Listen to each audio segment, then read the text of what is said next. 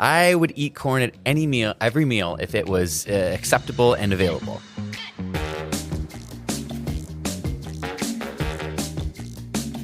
Hello, everyone, and welcome to Your Daily Detroit. It is Wednesday, August 14th, 2024. I am Jer Stays, coming to you from our studio at Techtown. And across the table from me is somebody different for a Wednesday. What are you doing here, Devin O'Reilly? Oh, Jer, we're just Not that I'm not glad to see you. Wednesdays can be the new Fridays as we wind down the summer here. Got some travel plans, so I'm happy that you're able to accommodate and get us in on this Wednesday show, because there's still some interesting stuff to talk about that really fits into our purview. For sure, and we did a very special experience in that we went ahead and tried the new build as autonomous shuttle. Yeah. In Detroit, and we're going to talk about that in a second. But before we do that, we should get into where we've been. And Devin, I look at the rundown, I see what you sent me, and I'm surprised, honestly. Really? Like I would never have picked you to go to this establishment.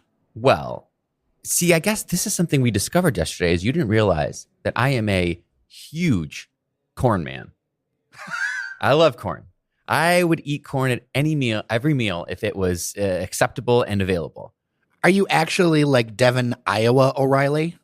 I know, right? It's like a Nebraska, Iowa thing. I have literally no connections to those states. Michigan, I mean, come on, we're Midwest. So Midwest, a corn is a staple. Maize and blue. So maybe there's something there. We'll pull that thread. You went to U of M. Probably not, but sure. Corn tortillas, corn bread, corn as a topping for salads and sandwiches. I will say the corn tortilla is clutch, and if you're trying to eat a little bit better and healthier, it is amazing how much extra salt and stuff is in a flour tortilla versus a corn tortilla. Yeah. Corn tortilla is way healthier. There you go. For you. And it's a health play. I mean, elote is just one of my favorite foods overall. The corn with like the butter and the cajita cheese and the tahini. Oh my God, I love elote. So anyway, there's a place now in Dearborn. What are the chances? There's a place now in Dearborn called Corn on the Corner. The name of the business is Corn on the Corner. It's on the corner of Howard Street. And this is not an adult establishment. No. It's just a nice family-friendly place on Howard Street and West Village Drive, just off of Michigan Avenue in downtown West Dearborn. So if you're around that area, it should be relatively easy to find. It's on the back end of West Village. It just features corn. Now, you can get more than corn here. They have salads. They have like steak sandwiches, fried chicken sandwiches, steak and chicken wraps, shrimp tacos. I've been there a couple times, Jer, because I really wanted to. Your eyes are lit up. I was so excited to go there, and I told my family, and they were like, "Of course you want to go to Corn on the Corner, Devin." So I went. It's it's definitely made for like fast casual. Like you're not going to go sit down and have dinner at Corn on the Corner. It's more like lunch, dinner on the way home, pick up. But the space is really clean. It leans into corn, like black and yellow vibes. And one of the things they do specifically is they have shaved corn, where they basically shave 2 ears of corn into a little bowl basket for you, and then they can dress it up with anything from cheese to different spices, garlic, all sorts of things. You can get it any way you want with your shaved corn in a basket, which I think is awesome. You actually are kind of convincing me to try this out. It's so good. I'm terrified, but you know what? I really do like fresh corn. What do they do off season, or do they have like a corn connection? You can always find corn, Jer. Okay. Corn's always in season, I think. I think corn's always in season, but it doesn't seem like they have any difference in terms of where what they do in season. But what I like is you can take somebody who doesn't necessarily like corn, because you could also just get, like I said, you can get like a turkey cubano, you can get a kale salad, you can get a smash burger. Like they honestly have a lot of stuff, and I'm not even close to trying like the different stuff on their menu. They have grilled cheeses, which I got a Nashville hot grilled cheese with corn. How does that work? So does the corn go inside it, or is it yeah, side? They chop up the chicken, they mix it with kind of the Nashville hot sauce, put a bunch of cheese on there, and then just like corn it up, and then throw that in like a panini press, because it was very sandwiched together. So, and then they got desserts. I mean, for God's sakes, they have strawberry shortcakes, they've got cookie Nutella, they've got cakes, they've got fries. This place is wild. I'm speechless. I've only scratched the surface. It's not super easy to find, but look them up online. They have a really good menu. They have a food truck that moves around. I haven't been able to catch it in the wild, but I live so close to the flagship Corn on the Corner that I don't need to. Yeah, you don't need to search for corn. Yep. I live in the land of the corn, and I am really happy about it, Jer. So I hope they enjoyed my my commercial. Again, we don't get paid for these ads. I was just so excited that there is a corn restaurant like within walking distance for me. How about you, Jer? I don't know if you've experienced something as exciting as corn on the corner, but All right, I'm going to give a shout out to a place that I enjoy from time to time. You know, last weekend was kind of tough for me. And when I feel down, I eat food. And when I eat food, often it's ice cream. Oh, great comfort food. Right? So I want to give a shout out to MJ's North End Ice Cream Parlor. Okay, where's North?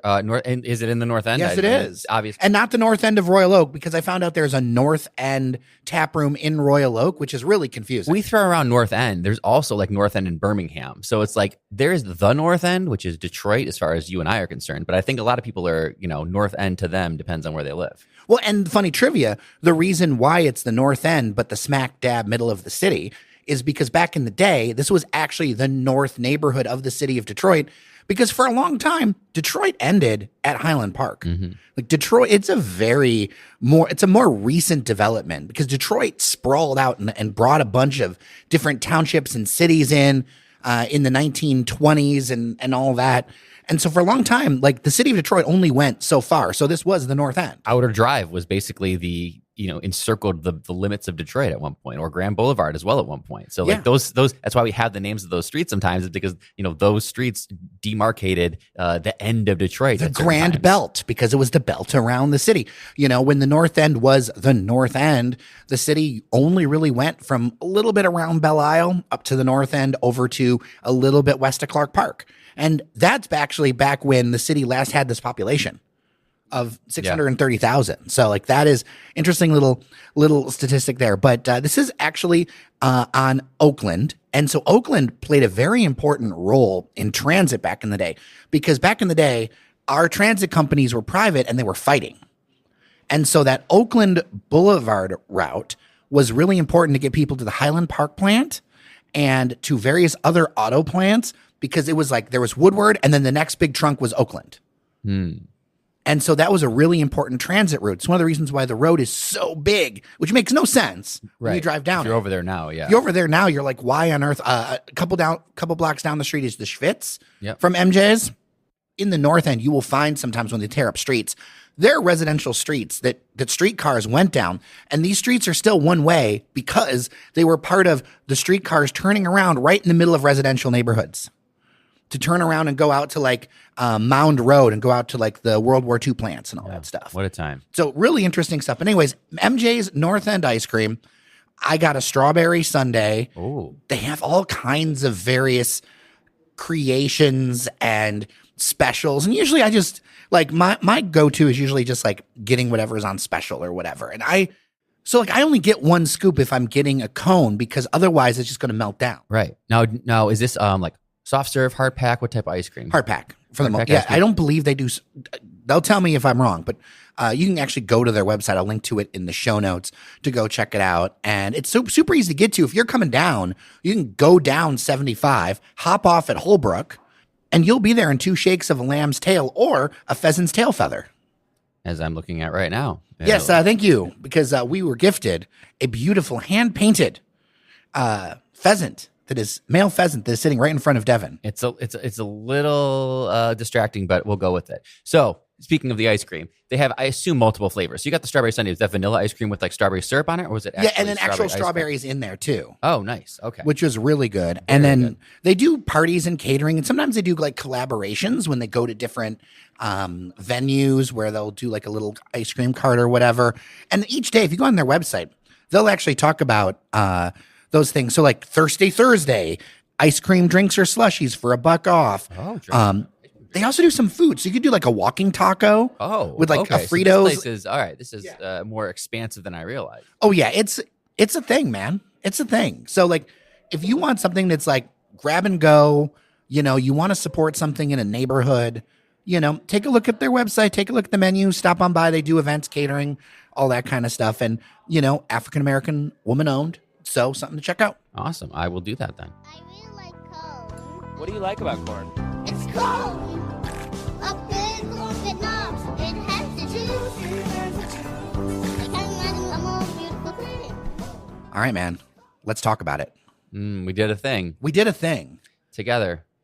together forever. And it was an experience. I think it's important. I want people to take this in, what we're saying here, because it's one of those things. I know we get varying, Jerry, you tell me often, we get varying kind of sets of feedback from people. Sometimes it's good, sometimes it's bad. I think we talked yesterday that we pride ourselves on, if nothing else, it's just honest. And so what we're going to tell you about is just our factual experience with something that has been announced. Yes, the Connect AV, which we have talked a little bit about on the show, this autonomous shuttle pilot that would kind of circle around downtown Detroit. Now, we did not go on the press junket. There was a press junket made available. People will learn that often I don't do those. And one of the reasons I don't do them is, one, everybody comes out with the same story, the exact same story. You look online, everybody's got the same story, basically. And everything works. Everything will always be the shiniest possible at a press event. So even when we do food openings, if it's a press preview, we say, press preview, your mileage may vary. Right. Because it's important to say, like, if you're a PR company or whatever, they're putting out their best foot forward with those kinds of things. And so if it's a press preview, it's different than actually going and experiencing the thing. Yeah, and I consider myself a man of the people here, and this shuttle was something that I actually was very interested in using in my own. If it worked well, it would be something that I would actually just use in my day-to-day life, because it actually goes places that I need to go and gets me around the city. So I was excited just as someone who's downtown a lot and would use this. Well, I love the idea of being able to run from downtown up to Corktown for a meeting. Or going to the river, even going to like Rivertown Market or something, because at the end of the day, like, it's kind of hard to use the bus system, because right now, as we talked about, a third of Detroit's buses are not working right now. You know, we need more ways to get around. Yeah. And so this route, the route was kind of, it wasn't super simple of a route. It kind of like zigged and zagged. It's not a simple. Essentially, it got you like from the Riverfront Market, right, on Jefferson, and then the farthest east, and then on the farthest west, it basically got you to Michigan Central. And then it kind of meandered a little bit, a little bit north to or a little bit south to Lafayette in some places, a little bit north up to like Clifford Street. So it kind of like meandered its way between those 2 points, which also I think added to a bit of the confusion that we experienced when trying to catch it. All right, let's walk through what we did. So we got together in the afternoon and said, we're going to try this thing. Plus is that there is some signage. Some signage where, because basically it stops at a few different bus stops. Yeah, so bus stops are kind of the core of the route markers here. So that, that's what you got to look for. Look for bus stops, because I walked around Campus Martius because I thought there was one, and I thought maybe I'd see a sign around Campus Martius. Did a full lap, didn't see anything, texted you. It's like, I don't see it. We found it. It turns out, it's actually at the bus stop just past the Campus Martius Q line stop. And that's over by the Kern Clock. So number one, if you're looking for it in Campus Martius, they should do something to like point you in a direction for that. But if you're looking for it, that's where it was. We waited like a half an hour. It was supposed to be like 10 to 15 minute peak times. I think we waited about a half an hour. Yeah, which again, we did it on the first day, so I will give grace, but just know we did wait a half hour. But the web app was just trash. Yeah, it was very difficult. Yeah, it was very difficult. It wasn't like an Uber where like you could see exactly where it was. It wasn't even like a queue line. It was less. Yeah, and it kept stalling and not really showing where, like, the little icons would like drift around, and you couldn't really get an idea of how long it was going to be until somebody showed up. It really needs to be a proper app. Yeah, like an iOS app. Yeah, that type of thing. And I know if there's probably misgivings, like, oh, but what about people who don't have phones? I'm going to be honest with you, Jared. I don't think someone with a cell phone is writing this in the first place. Yeah, if you don't have it, you're probably not. I mean, I guess you could get there and flag it down. I don't think we're there yet. I don't think people who just stalwart bus riders who don't have access to phones are all of a sudden going to ride this AV Connect. So I think we can just put that to bed, make it an iOS app. Yeah. I think that, the people were really nice when we finally did get on the thing. Very knowledgeable. Very knowledgeable. Very polite. One thing that was interesting to me is this really felt like being drove around in a hotel shuttle.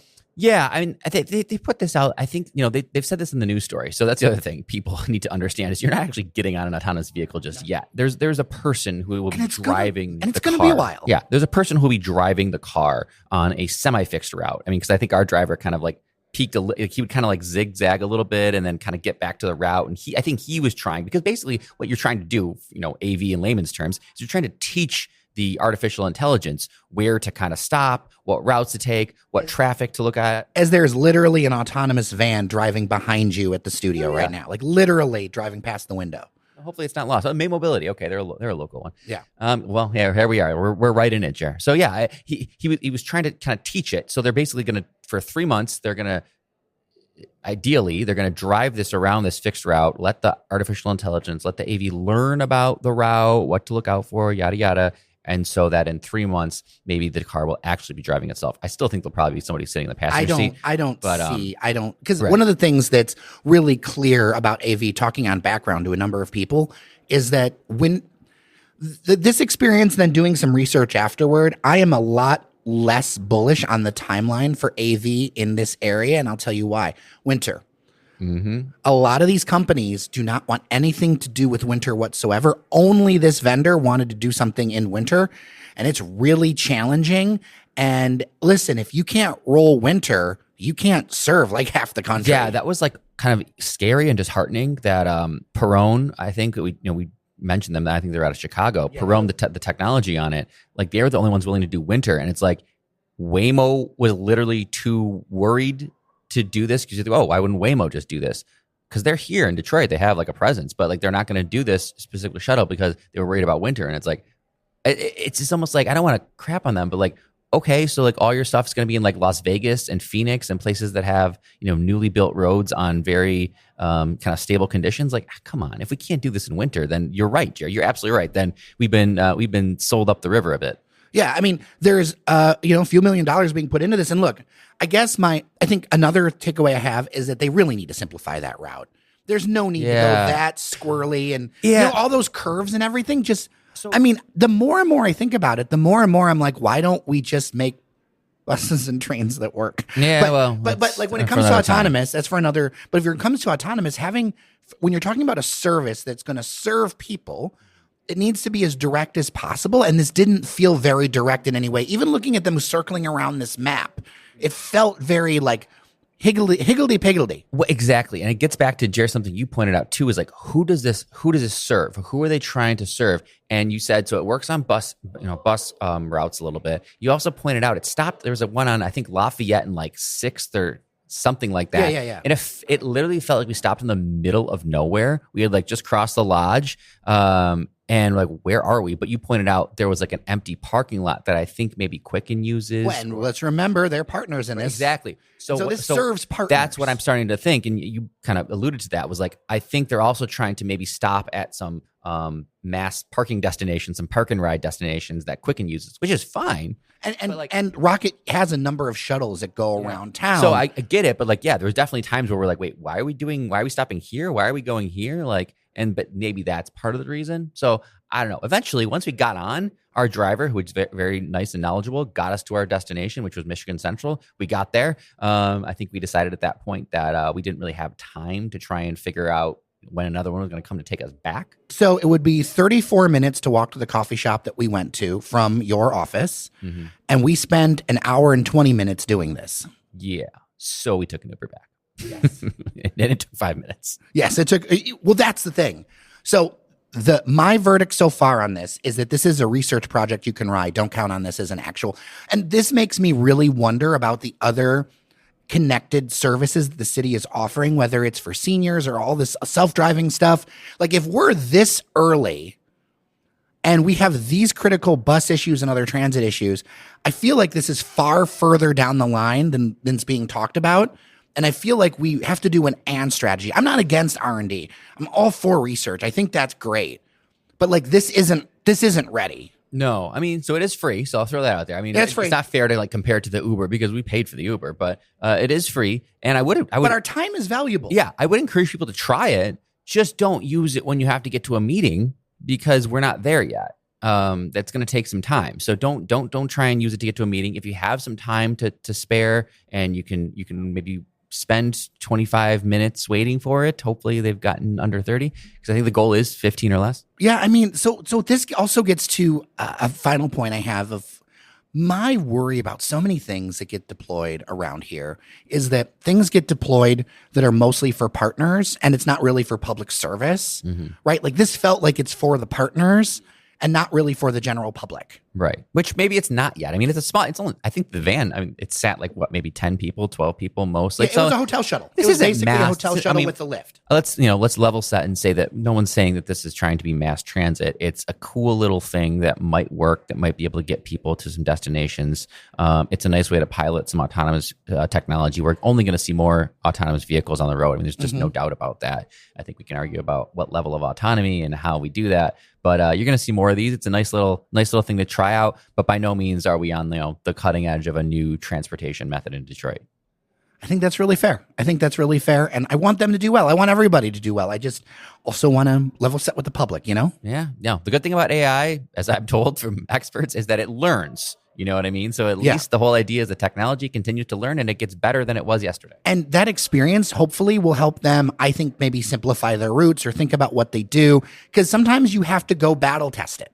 You have to go, no plan survives war. Yeah. And I would say my final thing is like, go do it. And it sounds like the people who are driving the cars right now, like work at the city in the departments, whether it be transportation, innovation, mobility, that sort of thing. So like, honestly, they're probably open. The guys seem very open to our feedback. So like when you go do this, which I encourage you to do, talk to the person in the van and give them your honest feedback.